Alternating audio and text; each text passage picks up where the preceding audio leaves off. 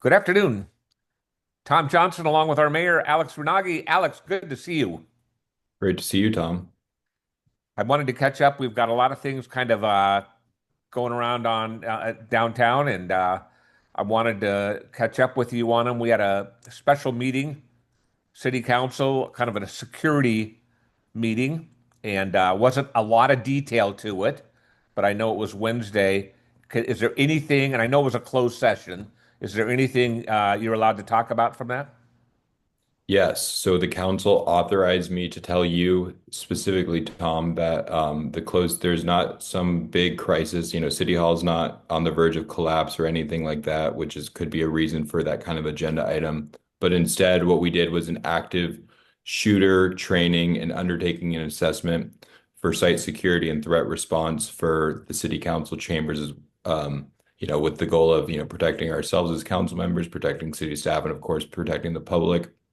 Unfortunately, we live in crazy times, and I think that every organization, whether you're a school district, church, city, should be very, aware of the threats that exist out there and be prepared to respond. So there's a reason, of course, why you wouldn't want to do something like that in public, but that was what the closed session was about. So, in order to do that, how did the council or how did the meeting get handled? Did you bring in outside sources? Is that something the chief comes in and talks about? Yeah, so we had the Chief Calvert set it up, and we had an outside source come in and speak about, he was an expert on threats and had background at different levels of government, including the Secret Service, as well as, different police departments, and very accomplished person who had a lot of insights to share with us. And, I think it's going to be an evolving conversation about how do we make our city council chambers as safe as possible. And I think it's another one of those things. It's good to be proactive on it. It's good to, come up with ideas and plans and kind of plant the seed in people's minds, and hopefully, knock on wood, that it's something we never need here in Laguna Beach. So. Well, good for you for all doing that. Let's just go through a couple of things that happened related to the city this week. Interesting enough that earlier this week, a group took in a couple thousand signatures on term limits to our city clerk. Kind of want to bring us up to date on that. What's it mean in your opinion? And, when's it, when are we going to be voting on it at all? Yeah, so the process is that, the voters and citizens have the right to get a certain amount of signatures, and if they do, it can qualify for a ballot measure. And so it seems like the proponents of this proposal to impose a two-term consecutive term limit have gotten more than enough signatures that will go through the verification process with the city, and I believe that the county registrar of voters to ensure the signatures match and all that kind of stuff. So if it is true that they got the requisite amount of signatures, then the item will come to the city council. And my understanding, and again, I haven't done a deep dive on this yet, is that it will be the assumption would be that it would go on the November ballot, but we have the option as a council to pay for a special election, even though it would be on the June primary ballot in theory, but we would have to pay money for that. So I haven't really, put a lot of thought into what, my colleagues are going to do, what I'm going to do. So I look forward to hearing from the public, hearing, from our city attorney about the legal requirements, and and ultimately, if their signatures, were in fact valid and they have enough signatures, which I'm assuming that they do, then that will be the voters' decision about whether they want to impose a consecutive two-term limit, which would not apply retroactively under state law. It can only apply, going forward. And so we'll see how that process plays out. A couple things that come to my mind on when all this happened is, I mean, I commend any citizenry for if they're committed about something, they're going out and doing the process the right way. Absolutely. And they certainly did this. I find it interesting that at a time when I look at our city council and I think like, what a great city council we have where, we've got people that aren't in agreement on stuff, but manage to work very well together. It's kind of like a well-oiled machine right now. So it seems like a funny time to have that. But, there might be people out there, and I'm not saying this is the cause of it, that don't like the direction of the city council and they're doing it. I don't know. It seems more to me that, if you rewind the clock and you go back, a half a dozen years ago, we had people that were running for 3, 4, 5 terms, and were in there for a long period of time. And I guess that still kind of happens. But just because you're an incumbent and you run in this town, that doesn't mean you're going to win. Am I right Yeah. with that? Well, I think that's what's so great about Laguna Beach is we have such a highly educated electorate. And when I was knocking on doors when I ran, the questions that people asked, they really go into the weeds on the issue. I remember there was Measure Q was on the ballot at the time, and in a lot of cities they pass ballot box zoning initiatives like that because they like the idea of stopping development. But what our residents is they actually read the text of it and they saw, the unintended consequence from it, and it was overwhelmingly defeated. So I think we have a highly educated electorate. If you look at the last three elections, 2024, 2022, 2020, in each of those elections, an incumbent lost. So I think in some cities where voters don't pay attention, when you're an incumbent, you're going to just win every time. I don't think that recent voting history shows that that is the case. So I don't know that we have a huge problem. I think we have, people like, for example, Bob Whalen, who's been just an impeccable public servant and brings so much to the table, who's been able to win. People kn knew that he was, and sometimes when you're in office, it's harder when you're running, it's easy. You don't have a record to defend. When you have a record to defend, it's harder. So I feel like, I think there's a good term limits are something that I go back and forth on, especially at the national level, because I do think like in Congress, we might have better outcomes. We might have a better situation with the national debt if we didn't have all these career politicians who are so obsessed with just winning election after election. I don't really have it. I can't imagine serving more than 8 years on the city council. So from this is not something that I'm concerned about for myself, but I'm certainly interested to hear the proponents' arguments here. Think about this more. But we have right now we have three of our council members who are in their first term, including the a guy who was elected at the age of 24. So I think this idea that we don't have fresh blood in on our city council is not really accurate based on the voting and the idea that being an incumbent means you're automatically going to win. It's just not the case. Well, it's interesting. Speaking of I figure you're going to be president of the United States by 2 more terms. That will be your next step. But in all seriousness, um, I guess a real concern I have is Laguna Beach is a fairly small pool of people too, and to get people to make that kind of commitment, A, that want to spend the time to do it, B, are qualified enough and knowledgeable enough to do it. It's just a smaller pool. And I see that in some of the appointment things that it seems like the city council, has to do. And sometimes we struggle to get enough people that apply for those kind of things and everything where they can get their experience. Well, see, I don't. I think that is true in some respects, but I would also counter that when we have these appointments to boards and commissions, there are so many well qualified applicants who apply. So I think one of the things going forward is I want to make sure that we do have a bench of people who are really well qualified and have an interest in being on city council. I think the problem is it's there's a lot of sacrifices involved in being on city council. I mean, you just Right. watch one of our meetings, people. I got several texts and people who were there on one item.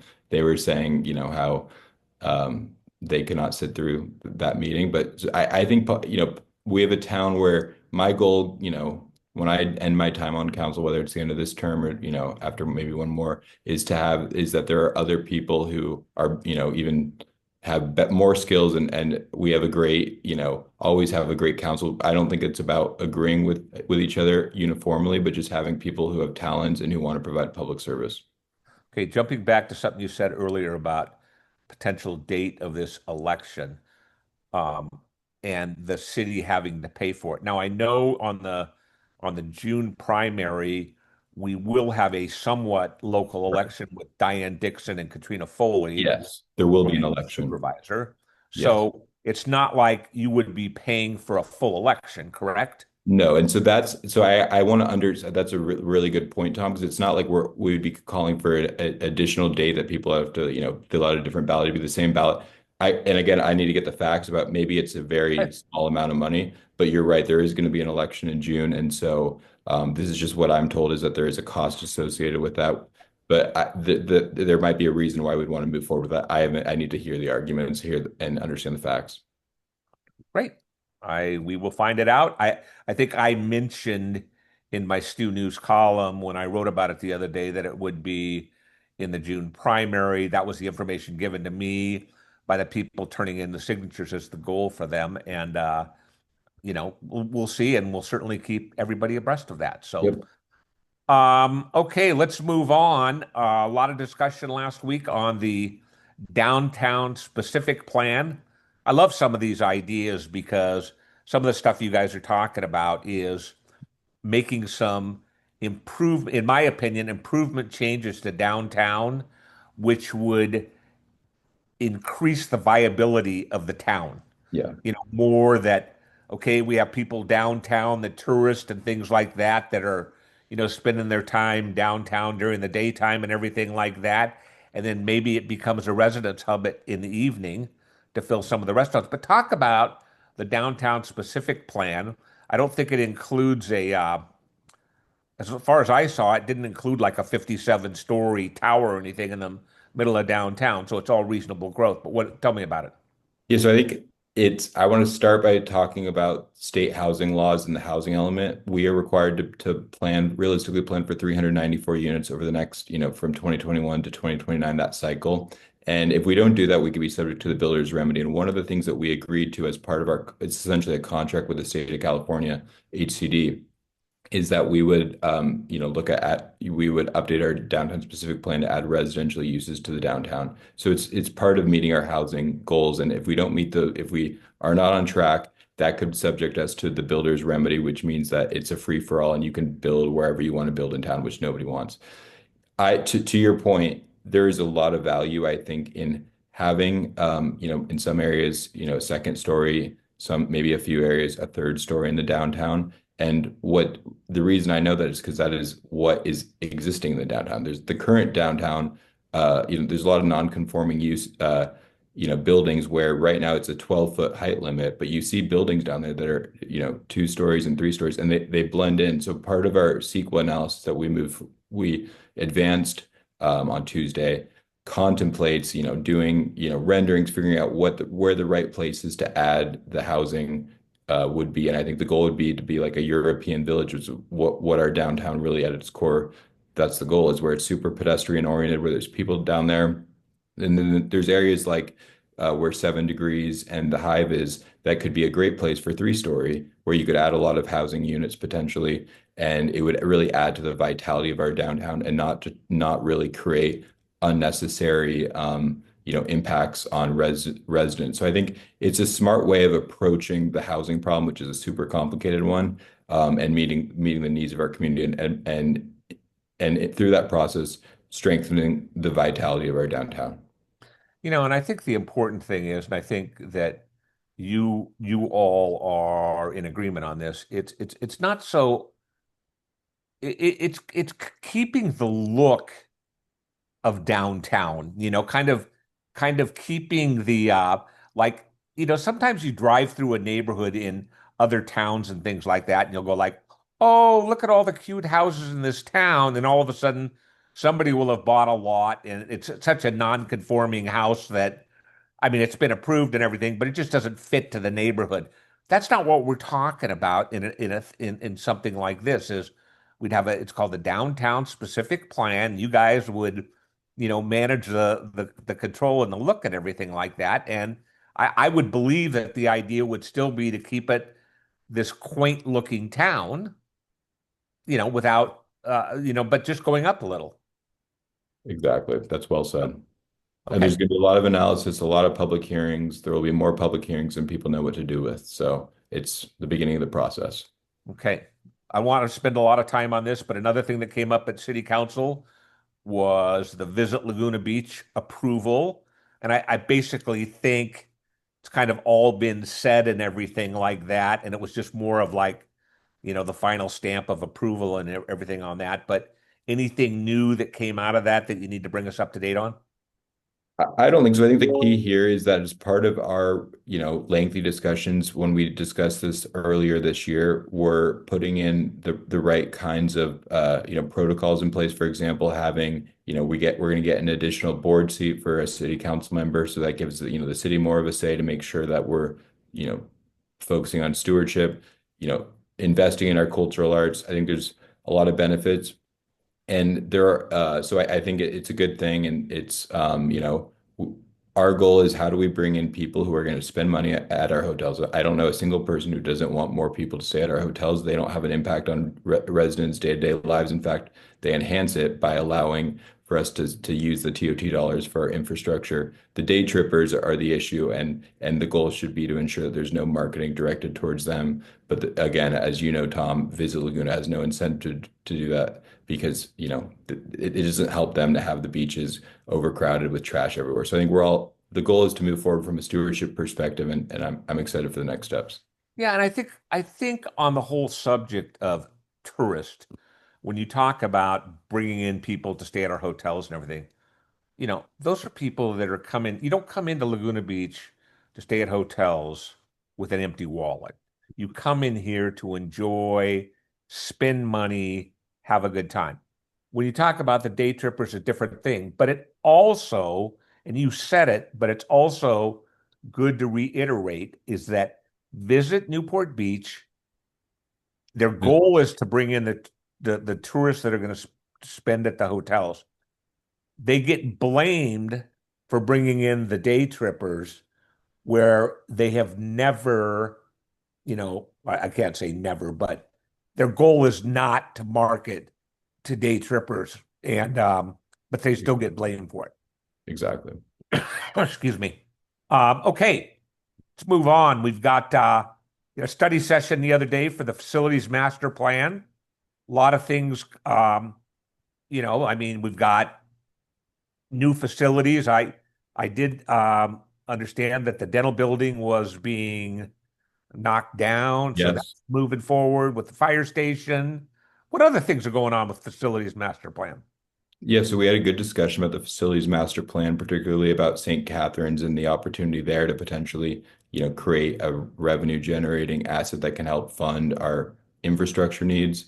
And yeah, I think one of the key, public safety and infrastructure are the two main roles of local government. So the fact that we're moving forward finally with the demolition of the fire station of the dentist building to create the new fire station is a great thing. And then I think that's a good segue into the exciting news about next week, where we are hopefully, assuming that Fountain Valley approves the agreement, Newport and Laguna, we will be having a signing ceremony to effectuate our water agreement that will deliver two-thirds of the water from groundwater from a well that will be built in Fountain Valley, which will lower ratepayer costs by $1 million a year and create local water reliability. So I'm looking forward to that, and I think we'll be bringing on Mayor Stapleton next week to talk about this because I think it's just a big deal for the residents to understand.